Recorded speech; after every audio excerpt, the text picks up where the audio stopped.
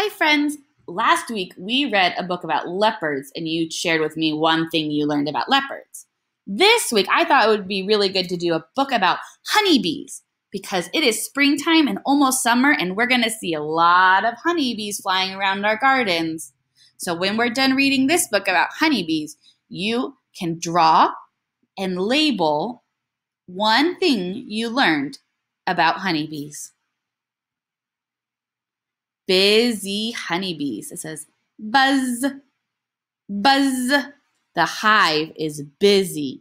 Why? Honeybees are hard at work. Can you see all of those bees? There are lots of honeybees in one hive. They are making honey. Look at those. They all are very close together. How do bees make honey? They use nectar from flowers. Sip, sip. The bee sips nectar. This is kind of like the bee's mouth, but it acts like a straw, and it sucks up the nectar. Flowers have pollen too. Bees take it to other flowers. It helps more flowers grow. All right, see this right here? Look at all of this pollen on the bee. Holy moly, all that pollen is going to shake off at the next flower, and then he'll get more pollen. Bees take some pollen they will eat later. It hangs out right here in their pollen basket. Awesome. That is very cool, isn't it? Uh-oh, let's erase what I had. We don't want that circle there anymore, do we? All right, whoop. Okay. It's time to go. Zoom! The bees fly to their hive. See all of these bees. They live very close together in their hive. The hive has a honeycomb. It has tiny cells. So each of these little holes in the honeycomb are called cells. Bees put pollen in there. So the cells are like the shape of a hexagon. It has 6 sides. And that is where they put their pollen. The bee also spits up the nectar. It says spit, spit. Bees spit up nectar. It dries in the cells and turns into honey. Honey. Look, they labeled their picture. They wrote the word and added an arrow to label it. Shake, shake, move, move. The bees dance. They show other bees where to find food. So bees don't talk like people, and they don't make sounds with their mouths like a bird chirps or a dog barks. They have to dance to share or to communicate with the other bees.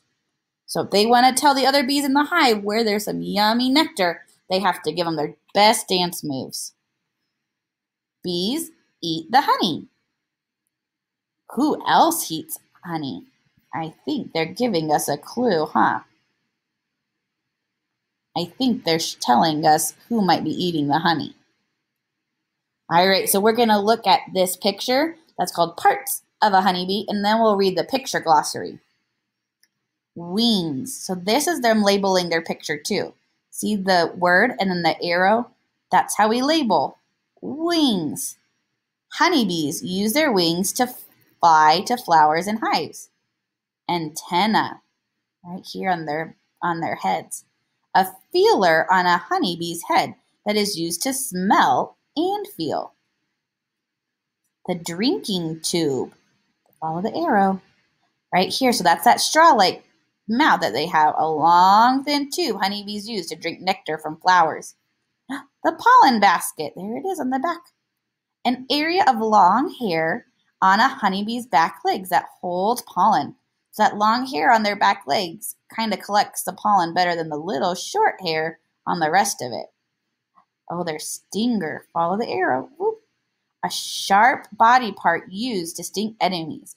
Honeybees use their stinger when they are in danger. So they don't use it very often. They don't like to sting us. They only sting when they feel very scared or like they're in danger. So this is a glossary, a picture glossary. This is where you can go to learn more about different words we read in the book. So here's the cell that we were talking about, that six-sided part of a honeycomb. A hive.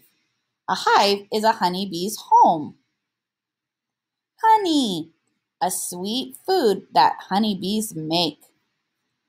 Honeycomb, a group of wax cells made by honeybees in their hive. Nectar, a sweet liquid found in flowers. Pollen, tiny grains that flowers make. The end. All right, now think about one thing you learned from the book. If you need to go back in this video and re-listen to parts of it to remember what you learned, that's okay. Draw and label the one thing you learned from this book.